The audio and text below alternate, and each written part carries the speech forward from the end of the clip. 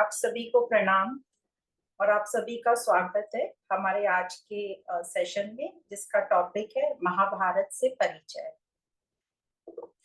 तो आज हम सनातन धर्म का जो इतिहास ग्रंथ है महाभारत, उसे संक्षिप्त में समझने की कोशिश करेंगे। तो यदि हम सनातन धर्म की बात करें तो इसमें अनेक अनगिनत धर्म ग्रंथ हैं, जैसे 4 वेद हैं, ऋग्वेद, अथर्ववेद, यजुर्वेद और सामवेद। ब्राह्मण ग्रंथ हैं, उपनिषद हैं जिसे हम वेदांत के नाम से जानते हैं, और इतिहास है। तो इतिहास में हमारे यहाँ 2 ग्रंथ आते हैं, पहला वाल्मीकि रामायण और दूसरा महाभारत। तो जो वाल्मीकि रामायण है इसे आदि काव्य कहा जाता है। वाल्मीकि रामायण सबसे पहला दुनिया का काव्य है। उसके पहले काव्य के रूप में रामायण की रचना नहीं हुई थी और इसलिए वाल्मीकि रामायण को आदि काव्य कहा जाता है। तो जिस प्रकार वाल्मीकि रामायण को आदि काव्य कहा जाता है, उसी प्रकार महाभारत को दुनिया का सबसे बड़ा काव्य कहा जाता है। सबसे लंबा काव्य है, सबसे बड़ा काव्य है।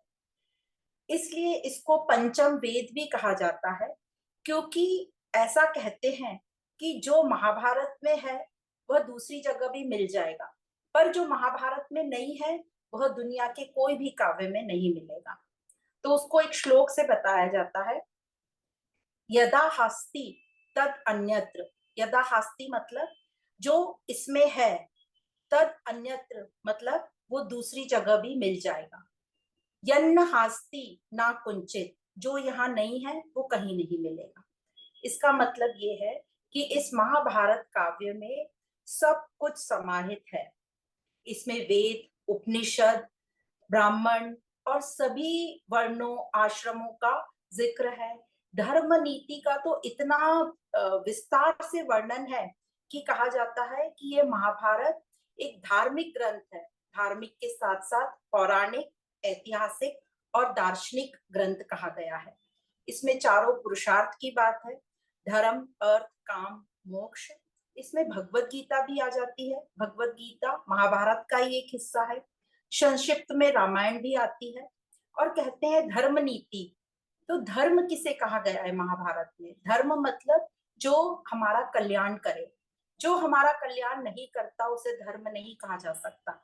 यदि धर्म के नाम पर कुछ ऐसे नियम हैं जो हमारा पतन कर रहे हैं, तो उस धर्म को उस समय के कुछ जो बड़े अवतरित लोग हैं उसे चेंज करने की कोशिश करते हैं और उसमें कामयाब होते हैं।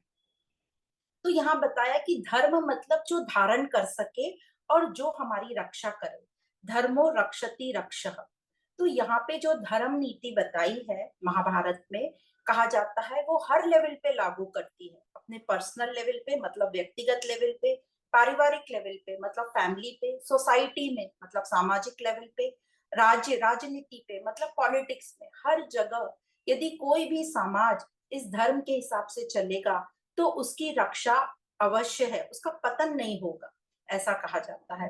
तो इतना इम्पोर्टेंट ये ग्रंथ है और बहुत लंबा ग्रंथ है। इसमें 1 लाख श्लोक बताए जाते हैं।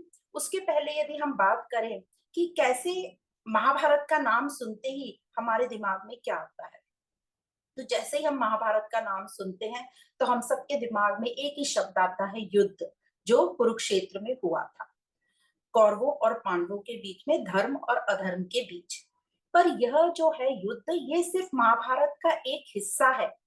इस महाभारत ग्रंथ में हस्तिनापुर राज्य का इतिहास है। राजा शांतनु से लेकर राजा परीक्षित तक 6 जनरेशन का, 6 पीढ़ियों का वर्णन है। तो इस जो ग्रंथ है महाभारत, यह करीब 300 से 5000 साल, 3000 से 5000 साल पहले का इतिहास है। पर हमारे सामने जो ग्रंथ आया है वो 2000 साल पहले का लिखा हुआ है। इसे वेद व्यास जी ने रचित किया था, लिखा था। और इसमें जब वेद व्यास जी ने लिखा तब इसमें सिर्फ 24,000 श्लोक थे। तब वेद व्यास जी ने सिर्फ सत असत के बारे में लिखा था, बहुत ज्यादा डिस्क्रिप्शन नहीं था वंशों का और युद्ध का सब। पर उसके बाद वेद व्यास जी के जो पुत्र शिष्य थे वैशंपायन जी, उन्होंने भरत वंश की वंशावली को इलाबोरेट किया, विस्तार किया। और 24,000 से 65,000 श्लोक हो गए। और उसके बाद सूत जी ने इसमें और श्लोक ऐड किए, उसको और विस्तार किया, और ये कुल मिलाकर अब हो गए 1,00,000 श्लोक। तो ये व्यास जी द्वारा रचित 1,00,000 श्लोक हैं इसमें। और इसमें 18 पर्व हैं। जो 1,00,000 श्लोक हैं वो 18 पर्वों में विभाजित हैं। तो हर पर्व बहुत ही लंबा है। हम संक्षिप्त में हर पर्व को समझेंगे, हर पर्व का नाम जानेंगे। तो 18 पर्व के नाम इस प्रकार है। तो ये है महाभारत ग्रंथ के 18 पर्व, जिनको खंड भी कहा जाता है। आदि पर्व, सभा पर्व, वन पर्व, विराट पर्व, उद्योग पर्व, भीष्म, द्रोण, कर्ण, शैल्य पर्व, सौप्तिक पर्व, स्त्री पर्व, शांति पर्व, अनुशासन पर्व, अश्वमेध पर्व, मौसल पर्व, महाप्रस्थानिक पर्व और सर्ग आरोहण पर्व।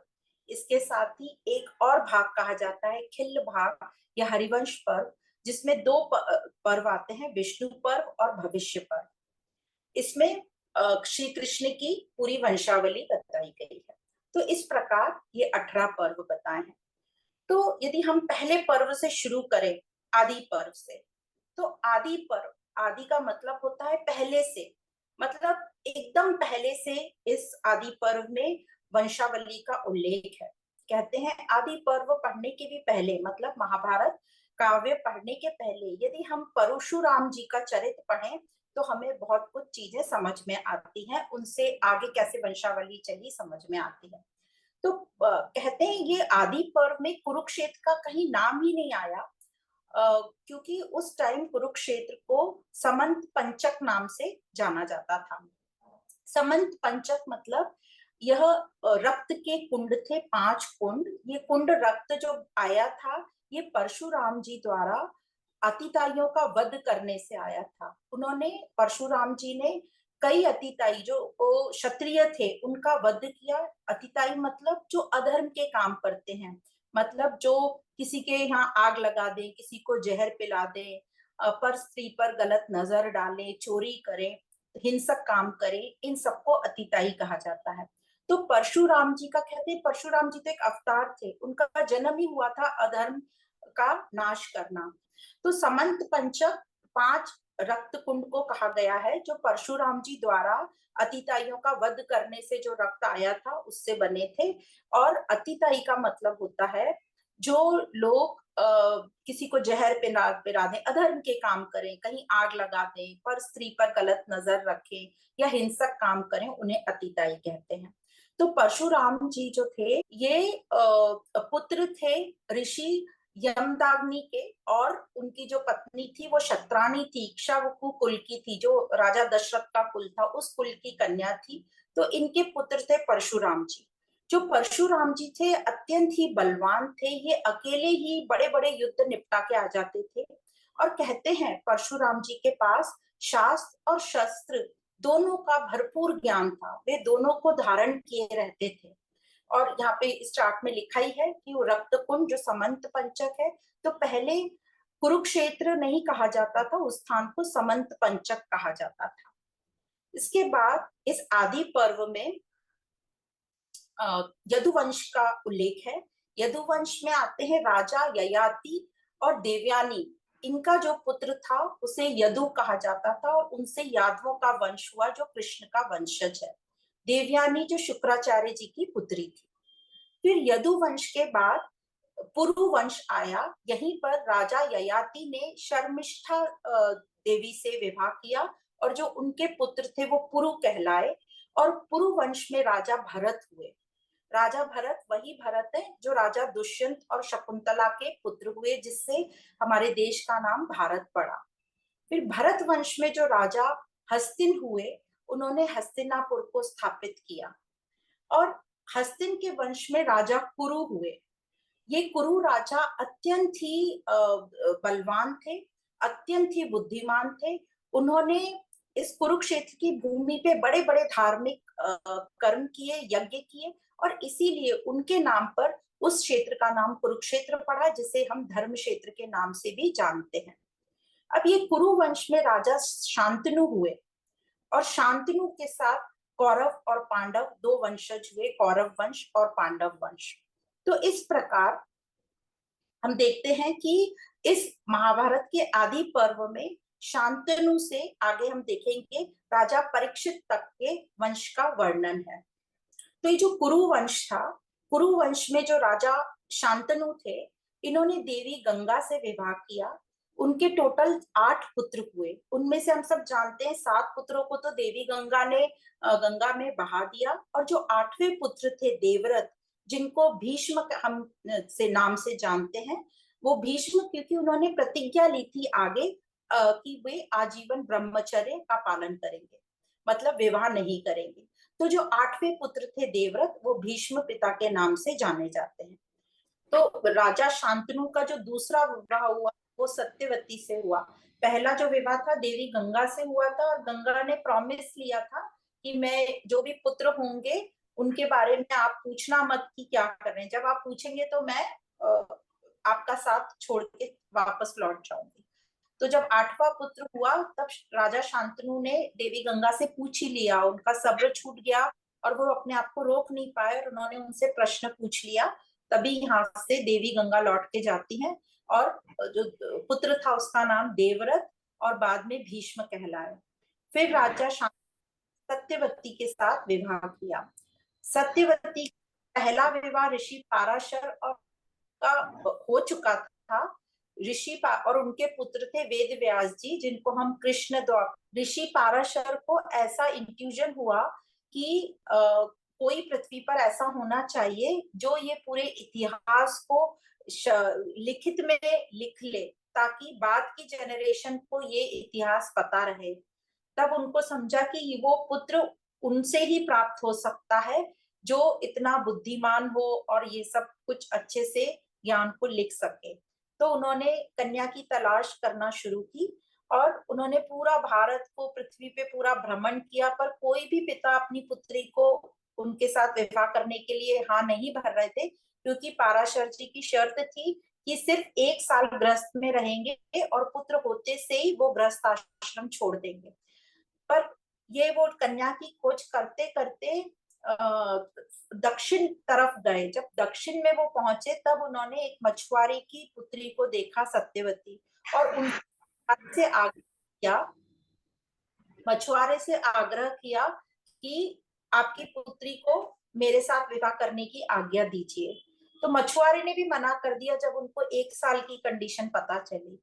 तब ऋषि पाराशर जी ने उनको वचन दिया कि 1 साल के बाद जब सत्यवती को मैं छोड़कर चला जाऊंगा, उसके बाद कोई बड़ा राजा उनसे विवाह करेगा और उनको रानी बना के रखेगा। ये मेरी प्रॉमिस है आपसे कि जो तुम्हारी कन्या में से मछली की एरोमा आती है, स्मेल आती है, तो कोई राजा उनसे शादी नहीं करेगा। तो मैं एक और वचन देता हूँ कि मैं तुम्हारी कन्या को फ्रेग्रेंस, अच्छी सुगंध वाला मतलब खुशबू वाला बना दूंगा। ये उनको एक और वचन दिया था, मतलब ये पूरी मछली की स्मेल उसमें से निकल जाएगी। तब वो मछुआरा अपनी बेटी सत्यवती का विवाह पाराशर जी के साथ हुआ, और 1 साल में उनको वेद व्यास जी पुत्र प्राप्त हुए। उनका नाम कृष्ण द्वैपायन का रखा था। कृष्ण मतलब सांवला रंग, द्वैपायन मतलब वो एक आइलैंड पे, एक द्वीप पे उनका जन्म हुआ था।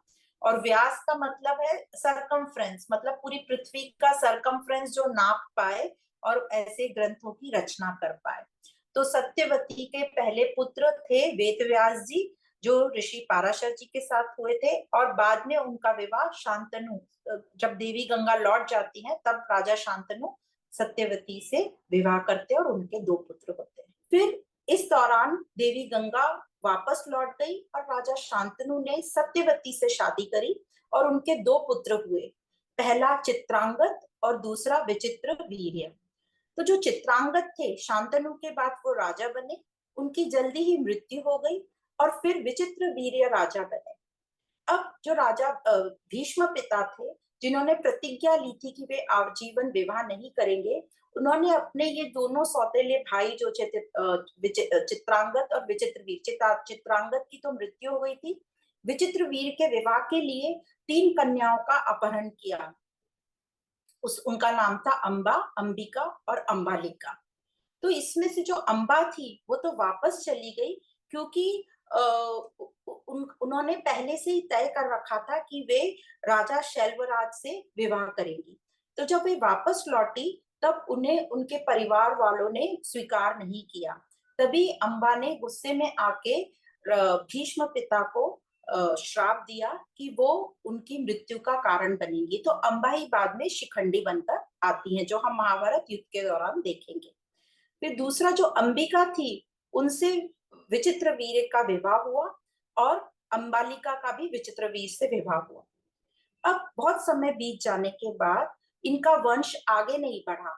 तब जो माता सत्यवती थी, इनको काफी चिंता हो गई और उन्होंने भीष्म से सलाह करी कि आगे वंश बढ़ाने के लिए क्या करना चाहिए।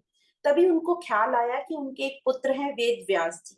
अब जो सत्यवती थी, इनका राजा शांतनु के विवाह से पहले ऋषि पाराशर जी से विवाह हुआ था और उनसे उनको एक पुत्र प्राप्त हुआ था जो कि वेद व्यास नाम से जाने जाते हैं, या कृष्ण द्वैपायन नाम से जाने जाते हैं और बादरायण मुनि के नाम से भी जाने जाते हैं। तो जैसे ही सत्यवती ने सोचा कि वेद व्यास जी को बुलाकर और अंबिका अंबालिका का वंश आगे बढ़ाया जाए, तो वेद व्यास जी की कृपा से विचित्रवीर और अंबिका को पुत्र हुआ धृतराष्ट्र, जो कि जन्म से ही अंधे थे, देख नहीं सकते थे। और विचित्रवीर्य और अंबालिका को वेद व्यास जी की कृपा से दूसरे पुत्र जो हुए वो थे पांडु। पर इनको पांडु इसलिए कहा जाता है कि ये अत्यंत ही इनका जो त्वचा का रंग था बहुत ही फीका था, पांडु रोग से ग्रस्त थे, इसलिए उनको पांडु कहा जाता है। और कहते हैं कि वेद व्यास जी ने दासी सामने आ गई और वेद व्यास जी और दासी के तीसरे पुत्र हुए जिनको विदुर कहा जाता है। तो इस प्रकार इस वंशज में ये तीन पुत्र आए, धृतराष्ट्र, पांडु और विदुर। इन तीनों को भीष्म पिता ने बिल्कुल बहुत ही अच्छे से पाल पोस कर बड़ा किया। जो धृतराष्ट्र थे उनका विवाह गांधारी से हुआ, उनके 100 पुत्र हुए, दुर्योधन, दुशासन और बाकी के पुत्र, और एक पुत्री हुई दुशाला। पांडु का कुंती और माधवी दो से विवाह हुआ। कुंती से उनको भीम और अर्जुन पुत्र प्राप्त हुए और माधवी से नकुल और सहदेव।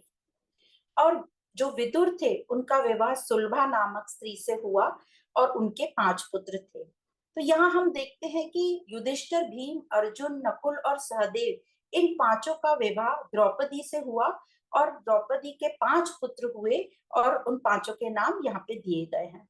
और भीम जो था उसका विवाह हिडंबना से भी हुआ था, जिनका पुत्र था घटोत्कच। और अर्जुन का सुभद्रा से भी विवाह हुआ था, उनका पुत्र था अभिमन्यु। और अभिमन्यु का उत्तरा से विवाह हुआ और उनका पुत्र हुआ परीक्षित। तो इस प्रकार यह पूरी वंशावली हमको समझ में आती है, शांतनु से परीक्षित तक। तो जो राजा परीक्षित तक की जो बात बताई, तो यहाँ पर ये भी वर्णन आता है कि राजा परीक्षित को तक्षक नाग ने काटा था, जो हम सब जिसकी हम सब कहानी जानते हैं। और उन्होंने कहा था कि तेरे पास सिर्फ 7 दिन है और 7 दिन बाद तेरी मृत्यु हो जाएगी। तो परीक्षित राजा बहुत ही चिंतित हो गए थे कि 7 दिन में मैं क्या करूंगा। तब सुखदेव जी महाराज ने परीक्षित को भागवत पुराण सुनाई थी। और कहते हैं सर्वप्रथम सूत जी ने महाभारत जो है नैमी सारण में एकत्र हुए ऋषियों को सुनाई। और उसके पश्चात जन्मजय जो परीक्षित के पुत्र थे, उन्होंने सर्प यज्ञ किया। जब उनको पता चला कि मेरे पिता की मृत्यु सर्प के काटने से हुई, तो जन्मजय ने सर्प यज्ञ किया और ऐलान किया कि सब जगह के सर्पों को लाके और इस हवन कुंड में डाल दिया जाए। तो उस दौरान वैशंपायन जी ने महाभारत सुनाई जन्मजय को तक्षशिला में। तो इस प्रकार ये जो आदि पर्व है, इसमें पूरी भरत वंश की, कुरु वंश की, पांडव वंश की वंशावली बताई गई है और सभी कुछ बहुत डिटेल में, विस्तार में इसका वर्णन है। फिर आता है दूसरा पर्व जिसका नाम है सभा पर्व। यह जो सभा पर्व है, इसमें हस्तिनापुर राज्य की सभा में जो भी कुछ घटनाएं घटी उनका पूरा जिक्र है। और यह बहुत ही लंबा पर्व है, सभी पर्व बहुत लंबे हैं। और इसमें इंद्रप्रस्थ के महल की स्थापना भी बताई, युधिष्ठिर के राजसूय यज्ञ के बारे में बताया, फिर कैसे पांडवों ने जुआ खेला, पांडवों और कौरवों ने मामा शकुनी के साथ मिलकर जो खेल खेला जुए का, और फिर किस प्रकार द्रौपदी को दांव पे लगाया, द्रौपदी का चीरहरण हुआ यहाँ तक। और आखिरी में पांडवों का वनवास हुआ, क्योंकि वो जुए के खेल में हार गए थे, तो पांडवों को 13 साल का, 12 साल का वनवास और 1 साल का अज्ञातवास मिला। फिर तीसरा पर्व आता है वन पर्व, जिसको अरण्यक पर्व भी कहा जाता है। अरण्यक मतलब वन, जंगल या फॉरेस्ट। तो 12 साल इस पर्व में जो पांडवों ने 12 साल वन में बिताए, उन सब का वर्णन है कि किस किस राक्षसों को मारा, कैसे कैसे उन्होंने हर एक दिन व्यतीत किया। भीम का हिडंबना से शादी करना, उसका उल्लेख है। और पांडव कहाँ कहाँ वन में गए, उन सब का विस्तार में वर्णन है।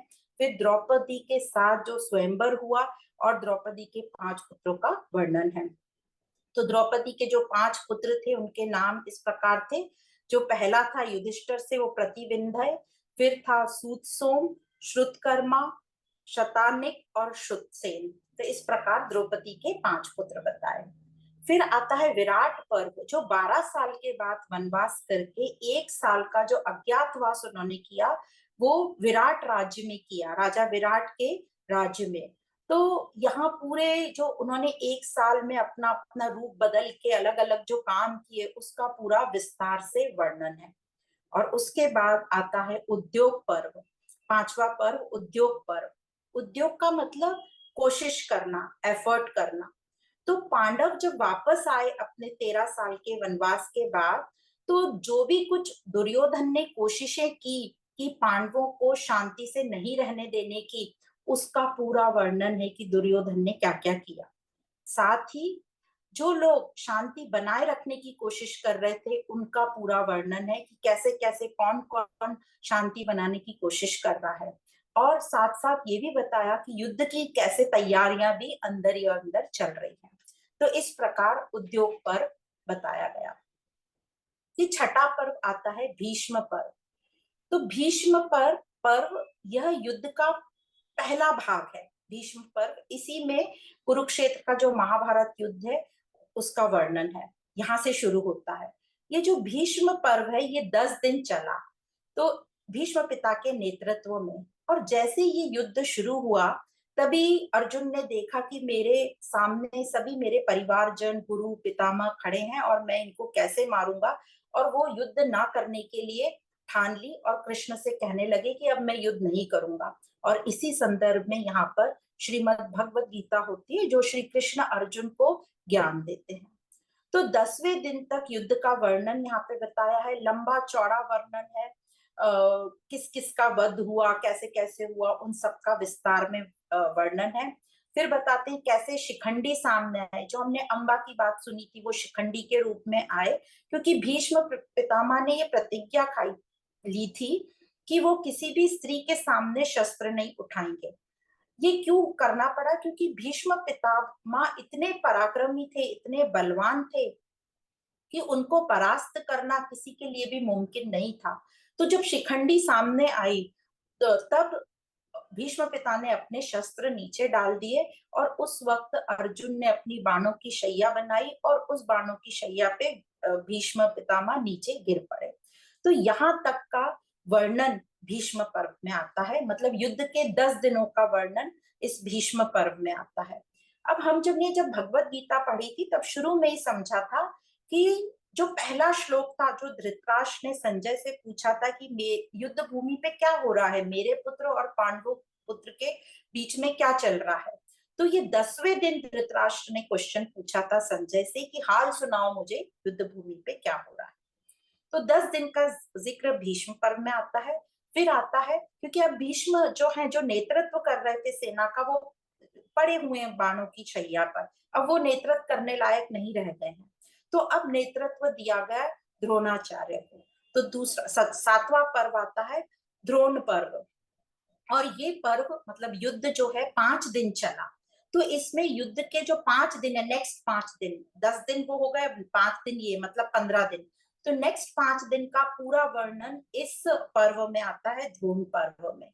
अब द्रोण पर्व में द्रोण नेतृत्व कर रहे थे, और द्रोणाचार्य जी का वध करता है दुष्टद्युम्न, जो द्रौपदी का भाई है, जिसने प्रतिज्ञा ली थी द्रोणाचार्य जी का वध करने की, क्योंकि उनको अपने पिता का बदला लेना था उनसे। अब यहाँ तक आते आते युद्ध में काफी योद्धाओं का वध होता है, मृत्यु हो चुकी है। तो उन सब के नाम, कैसे कैसे मृत्यु हुई, वो सब इस पर्व में, द्रोण पर्व में आता है। फिर आता है, अब द्रोणाचार्य का वध हो गया, तो अब नेक्स्ट नेतृत्व कौन करेगा? तो कर्ण को नेक्स्ट नेतृत्व करने के लिए कौरव सेना की तरफ से खड़ा किया गया। इसको कहा है कर्ण पर्व। और इसमें 2 दिन जो चला युद्ध में, वो बताया गया। तो 15 वो दिन हो गए, तो 2 दिन और 16 और 17वें दिन का वर्णन कर्ण पर्व में है। तो कर्ण का वध कैसा हुआ, फिर उस कर्ण के पुत्रों का वध कैसा हुआ, किसको किसने मारा, ये सब कर्ण पर्व में आया। और फिर कर्ण की मृत्यु होती है। और कर्ण की मृत्यु के बाद जो नेतृत्व करते हैं वो शल्य नेतृत्व करते हैं। शल्य कौन है? ये शल्य है नकुल और सहदेव के मामा, जो कौरवों के साइड से युद्ध कर रहे थे। तो ये जो 17 दिन का हमने कर्ण पर्व में पढ़ा, फिर 18 दिन का जो युद्ध है वो शैल पर्व में बताते हैं कि ये आखिरी दिन था युद्ध का। और शैल्य के नेतृत्व में युद्ध हो रहा था। और शैल्य की मृत्यु बताई। और इसके बाद इसी पर्व में बताया, आधे दिन में ही शैल्य की मृत्यु हो गई। और उसके बाद दुर्योधन ने नेतृत्व किया और भीम ने दुर्योधन को परास्त किया। तो जब दुर्योधन ने देखा कि वो जमीन पे पड़ा है, अब उठ भी नहीं पा रहा है, मतलब बिल्कुल अब मरने ही वाला है, तो भीम ने, दुर्योधन ने अश्वत्थामा को बोला। अश्वत्थामा थे द्रोणाचार्य के पुत्र। अश्वत्थामा को कहा कि अब मैं तुम्हें नेतृत्व करने को कहता हूँ कौरवों की सेना का, और तुम मेरे मरने के पहले पांडवों का, किसी भी पांडव का सर काट के मेरे सामने ले आओ, तो मैं शांति से मृत्यु को प्राप्त कर पाऊंगा, यह देह त्याग कर पाऊंगा। तो अब जो है कौरव सेना में बहुत कम लोग ही बचे थे। तो उन लोगों के बीच में हलचल मच गई कि कैसे सर काटे पांडव का, या कैसे उनका वध करे पांडवों का। तो इस विचार के साथ ही शुरू होता है सौप्तिक पर्व। तो अब बचे थे कृपाचार्य, अश्वत्थामा और 1-2 योद्धा और बचे थे। तो जो कृपाचार्य सोचने लगे कि किस प्रकार पांडवों का वध करे, कैसे दुर्योधन को किसी का सर काट, पांडवों का सर काट के ले जाया जाए, दिखाया जाए। तभी कृपाचार्य जी देखते हैं कि कुछ उल्लू लोग, उल्लू जो होते हैं जो रात में सोते नहीं, वो कबूतरों के ऊपर हमला कर रहे हैं जो कबूतर सोए हुए हैं। तो उनको एक आइडिया आता है कि रात के वक्त जब पांडव सोए हुए रहेंगे, तब जाके अश्वत्थामा उन पे हमला करेगा और उनका वध करके दुर्योधन को जाके उनका सर दिखा देगा। अब ये रूल बना हुआ था कि रात के सूर्य अस्त के बाद युद्ध नहीं होगा। और यह रूल बनाया था भीष्म पितामह ने। पर कृपाचार्य जी ने अब यहाँ सोचा कि भीष्म तो चले गए, तो उनके साथ साथ उनका रूल भी चला गया है, तो उन्होंने इस रूल को भंग किया। और अश्वत्थामा पांडवों के टेंट में घुसकर, और जब सब पांडव सोए हुए थे लाइन से, और अश्वत्थामा ने 5 लोगों का जो है सर काटा। अब जैसे ही कृष्ण को पता चल गया था कि ये कुछ प्रोग्राम बन रहा है, कृपाचार्य जी ने ये आइडिया लगाया है कि सोए हुओं का सर काटना, तो 5 पांडव और कृष्ण नहीं सोए थे। उस टेंट में जो थे द्रौपदी के 5 पुत्र सोए हुए थे, तो उनका जो वध हुआ, उनका सर कटा। और अश्वत्थामा ने वह सर, उसको पता नहीं था कि ये द्रौपदी के पुत्र हैं, अश्वत्थामा को लगा कि ये 5 पांडव ही हैं। और वो बड़ी आनंद के साथ गया दुर्योधन के पास और सर दिखाने लगा कि ये लो, मैं भीम का सर लाया हूं तुम्हारे लिए। तब दुर्योधन ने देखा और उसको समझ गया कि ये भीम का सर नहीं हो सकता। और यहाँ पर पता चलता है द्रौपदी को कि अश्वत्थामा ने मेरे 5 बेटों का वध कर दिया है। तो द्रौपदी जो बहुत विलाप करने लगती है, और वो ठान लेती है कि मैं अश्वत्थामा का से बदला लूंगी, अश्वत्थामा को मैं भी मृत्यु दंड दूंगी। और वो भीम को निवेदन करती है कि अश्वत्थामा का तुम वध करो। और भीम ने भी स्वीकार किया कि हाँ, मैं तैयार हूँ अश्वत्थामा का वध करने के लिए। और वो जाने लगते हैं वध करने के लिए। तभी द्रौपदी को ख्याल आता है अश्वत्थामा की माँ का। तब उनको ख्याल आता है कि जिस प्रकार मैं इतना मुझे दुख हो रहा है, इतना विलाप हो रहा है, तो उसी प्रकार अश्वत्थामा की माँ को विलाप होगा, पर मुझे दंड देना है अश्वत्थामा को। तो उसने ठाना कि मृत्यु दंड न देकर हम उसे कुछ ऐसा दंड दे ताकि वो बहुत सफर करे, दुख में रहे।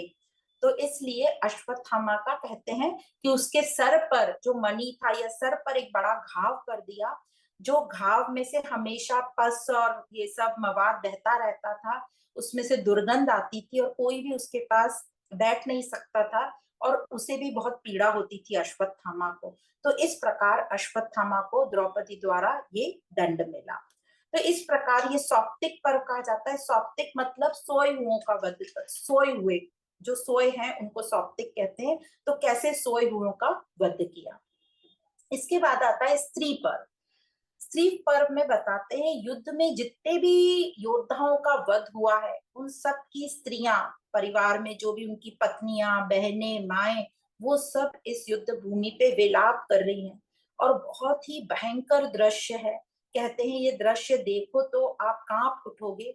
इवन जब ये पढ़ते हैं ये वाला पर्व, तो हमसे सहन नहीं होता कि क्या क्या इसमें डिस्क्राइब किया है। बहुत ही विस्तार से इसमें ये पूरा दृश्य डिस्क्राइब किया हुआ है।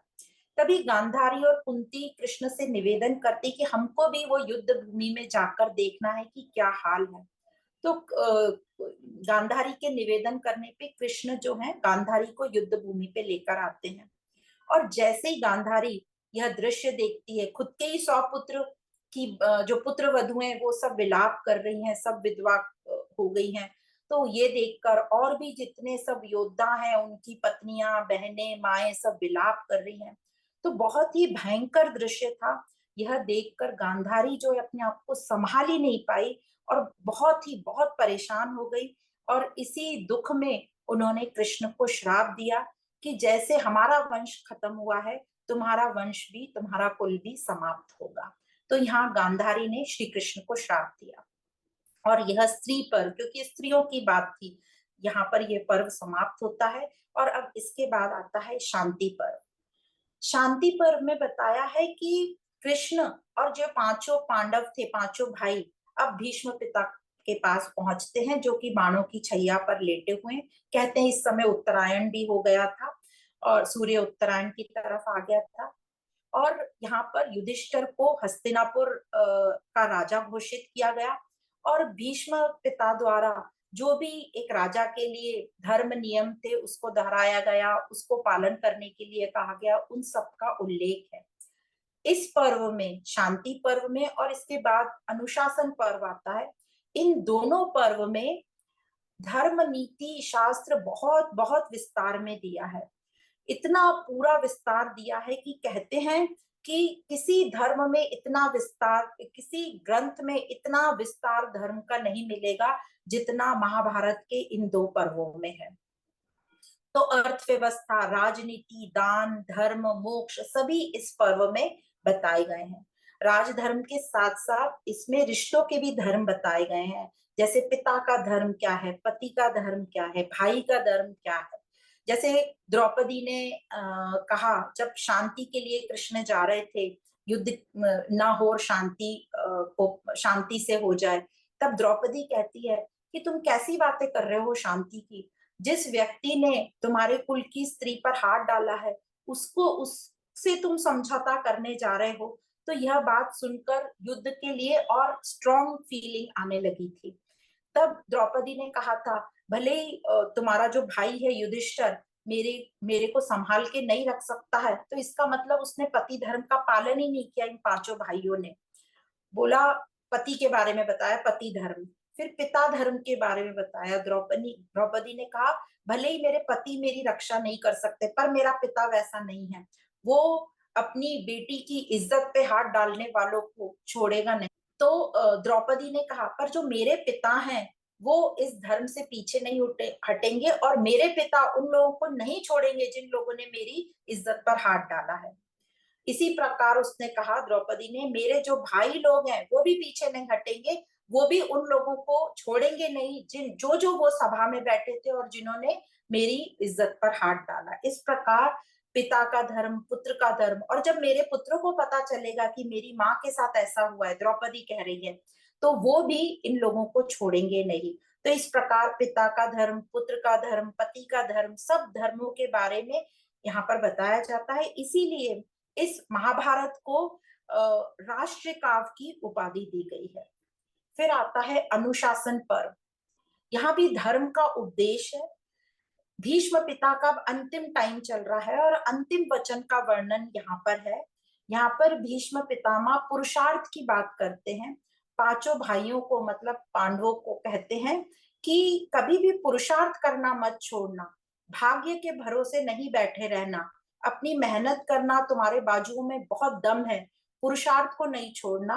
और यहाँ पर और भी बहुत सारा वर्णन है कि जो भाग्य होता है वो तो हमारा 20% होता है, 80% हमारा पुरुषार्थ काम करता है। तो जो लोग भाग्य के भरोसे बैठे रहते हैं उनको बोलते हैं वो सोए हुए हैं। तो उत्तिष्ठ भव मतलब उठो, अपने लिए पुरुषार्थ करो, पुरुषार्थ को मत छोड़ो। तो पुरुषार्थ से आप अपना भाग्य भी बदल सकते हैं। कहीं कहानियों में आता है यहाँ पे कि ये शायद योग वशिष्ठ में आता है, राम जी योग वशिष्ठ को कहते हैं कि ये तो सब भाग्य का खेल है, भाग्य की जड़ों को कौन बदल सकता है। तब योग वशिष्ठ जो वशिष्ठ मुनि थे वो कहते हैं राम जी से कि राम, जो यदि भाग्य की जड़ें इतनी मजबूत हैं तो जो तुम्हारी पुरुषार्थ की कुल्हाड़ी है उसको और मजबूत करो, पुरुषार्थ की कुल्हाड़ी से भाग्य भी हम बदल सकते हैं। तो इस प्रकार भीष्म पितामह अपने अंतिम वचन दे रहे हैं पांडवों को। और यहाँ पर द्रौपदी धर्म के बारे में बता रहे हैं। तो द्रौपदी का जिक्र आता है यहाँ पे कि वो बोलती है कि पितामह, आप मरते वक्त, मृत्यु के वक्त आपको धर्म याद आ रहा है। हर आदमी को मृत्यु के वक्त सब अच्छी अच्छी बातें याद आती हैं। जब मेरा चीर हरण हो रहा था तब ये धर्म कहाँ गया था, तब आपने आवाज क्यों नहीं उठाई। तो यहाँ पर भीष्म पितामह कहते हैं कि उस वक्त मैं दुर्योधन के साइड में था, उसका अनाज खा रहा था, मुझे पता था ये गलत हो रहा है, पर धर्म के शब्द मेरे मुंह से निकल ही नहीं रहे थे। और अब ये जो बाणों से सारा रक्त मेरा बह गया है जो उस अनाज से बना हुआ था, तो अब मैं धर्म की बात कह सकता हूँ। तो इस प्रकार यहाँ पर बताया और भीष्म पिता का अंतिम समय बताया, उन्होंने देह को त्यागा। तो ये जो दो पर्व हैं, शांति पर्व और अनुशासन पर्व, ये कहते हैं बहुत बहुत इंपॉर्टेंट पर्व हैं। इसमें पूरे धर्म, नीति, शास्त्र, हर एक चीज का वर्णन है और इसीलिए महाभारत को बहुत ही ज्यादा प्रेस्टिजियस ग्रंथ माना जाता है। फिर आता है 14वां पर्व जो है अश्वमेध पर्व। इस पर्व में अब युधिष्ठिर का जो है वो कृष्ण के प्रेजेंस में, कृष्ण की मौजूदगी में यज्ञ होता है, अश्वमेध यज्ञ, जो एक रॉयल सेरेमनी होती है, जो राजघरानों का रिवाज है वो होता है। और कृष्ण अर्जुन को और ज्ञान देते हैं। और अब जो गांधारी ने वहां पर श्राप दिया हुआ था कृष्ण को कि तुम्हारा तो नाश होगा, तुम्हारे कुल का, तो एक्चुअली वो नाश थोड़ी देर के लिए गांधारी को कहा कि ये श्राप को पकड़ के रखो, पहले कृष्ण को ये अश्वमेध यज्ञ कराने दो। तब गांधारी ने सबकी रिक्वेस्ट से थोड़ी देर के लिए वो श्राप रोका, कृष्ण का ने ये अश्वमेध यज्ञ कराया, पांचों पांडव को सिंहासन सौंपा, युधिष्ठिर ने राज्य किया और अर्जुन को जो ज्ञान दिया कृष्ण ने उसको अनुगीता के नाम से कहा जाता है। और यह यज्ञ समाप्त होते से ही द्वारका में बाढ़ आ गई। अब द्वारका में तो बाढ़ आई गई थी, उसके पहले बताया गया है कि 15वां पर्व जो है वो है आश्रम वासिक पर्व। मतलब यहाँ पर अब बचे थे धृतराष्ट्र, गांधारी और कुंती, इस जनरेशन के, वो सब वानप्रस्थ आश्रम के लिए प्रस्थान करते हैं। और कहा जाता है विदुर तो पहले ही वनवास के लिए निकल चुके थे और संजय भी हिमालय की तरफ निकलते हैं। तो इस प्रकार धृतराष्ट्र, गांधारी वानप्रस्थ के लिए निकल पड़ते हैं। तो यह आश्रम वासिक पर्व में बताया जाता है उसका पूरा डिटेल। इसके बाद जो 16वां पर्व है उसका नाम है मौसल पर्व।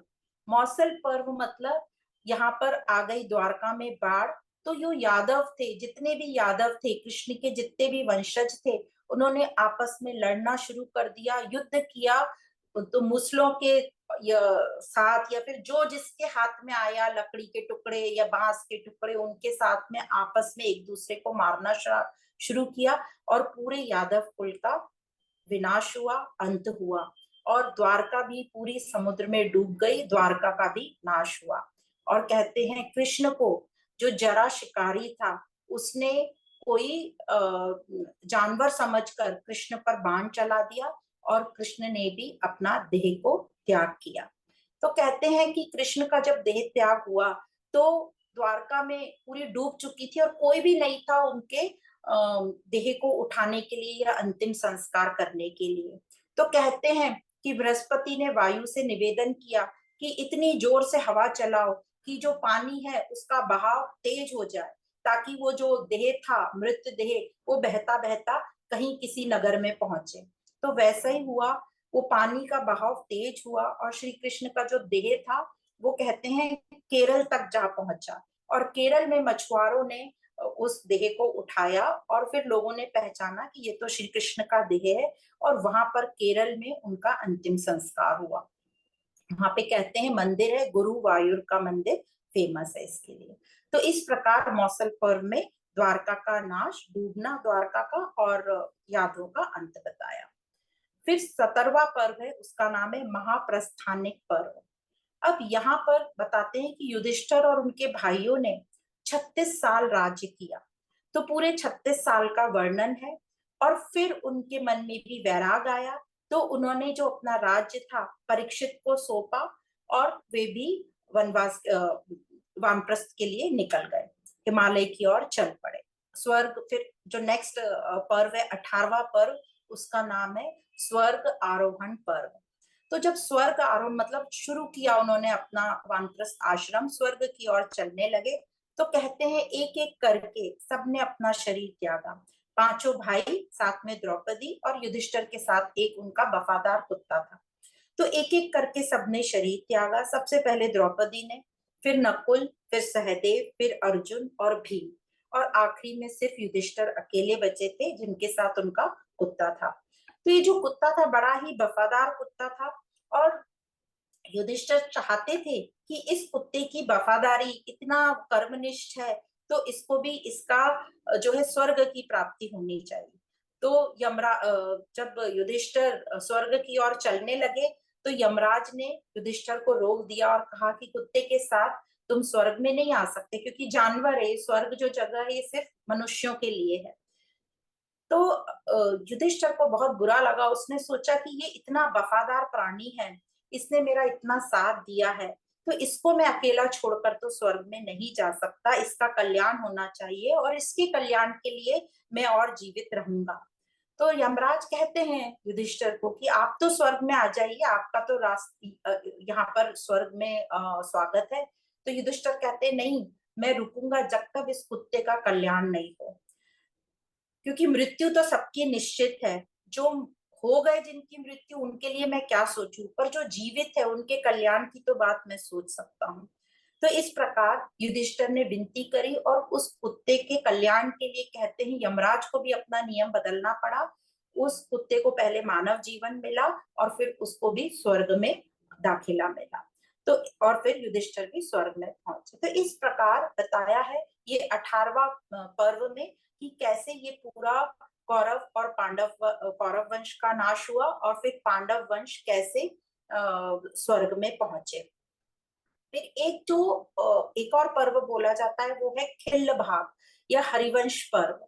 इस पर्व में दो और पार्ट हैं, विष्णु और भविष्य पर्व। इसमें विष्णु पर्व में पूरी कृष्ण की लाइफ हिस्ट्री का वर्णन है डिटेल में, क्योंकि अभी तक की महाभारत में कृष्ण का डिटेल वर्णन नहीं था। और भविष्य पर्व है, मतलब कृष्ण के बाद आगे भविष्य में क्या हुआ उसका वर्णन है। तो ये इस प्रकार ये हमने संक्षिप्त में पढ़ा 18 पर्व, क्योंकि हम लोगों को ज्यादा मालूमात ही नहीं है इस महाभारत के बारे में। महाभारत बोला तो हमें सिर्फ युद्ध समझ में आता है, और युद्ध मतलब कुरुक्षेत्र। तो यहाँ हमने देखा कि वो जो कुरुक्षेत्र भूमि में तो सिर्फ युद्ध हुआ था वो 18 दिन। वहां पे शांतनु, धृतराष्ट्र, पांडु तो कभी गए ही नहीं, कुरुक्षेत्र में, संजय, ये सब कभी भी कुरुक्षेत्र में नहीं है। कुरुक्षेत्र एक पार्ट है इस महाभारत काव्य का। और ये जो पूरा महाभारत काव्य है, ये 18 भागों में बटा हुआ है, 18 पर्व, और हर एक पर्व बहुत ही लंबा है, विस्तार का है। ये हमने संक्षिप्त में समझा। हर पर्व में बहुत सारी कहानियां हैं, बहुत सारा अनुशासन, और शांति पर्व में तो बहुत सारा धर्म पुरुषार्थ के बारे में बताया गया है। तो यह जो हमने अभी महाभारत काव्य को थोड़ा सा समझा, इसमें हर पहलू पर बात की है। जय पराजय के बारे में, सत्य असत्य के बारे में, साहसी के बारे में, दुर्बल लोगों के बारे में, सभी वर्ण और आश्रम के बारे में बताया है, प्रवृत्ति मार्ग बताया है। कहते हैं कि चार जो पुरुषार्थ बता है कि धर्म के साथ अर्थ कमाओ। यहाँ पर अर्थ कमाने के लिए बिल्कुल भी मना नहीं किया है, पर धर्म को धारण करो और धर्म के साथ अर्थ कमाओ, और उस अर्थ को सही जगह पर उसका यूज करो, और सही पात्रों को जिसका जो हिस्सा है उसको बांटो भी। जो परिवार में हिस्सा है, अपने पार्टनर के लिए, अपने पुत्र के लिए, बच्चों के लिए, नाती पोतों के लिए, फिर समाज के लिए, राष्ट्र के लिए, तो कैसे अपने धन को ठीक प्रकार से फिर बांटना। फिर धर्म बताया, अर्थ, फिर काम, तीसरा पुरुषार्थ मतलब अच्छी संतान की उत्पत्ति करो। अपना वंश जो बढ़ा रहे हैं उसमें अच्छे संतान की उत्पत्ति होना चाहिए। और चौथा मोक्ष, मतलब अपनी उन्नति के लिए काम करो, अपनी आत्मा का पतन नहीं होना चाहिए।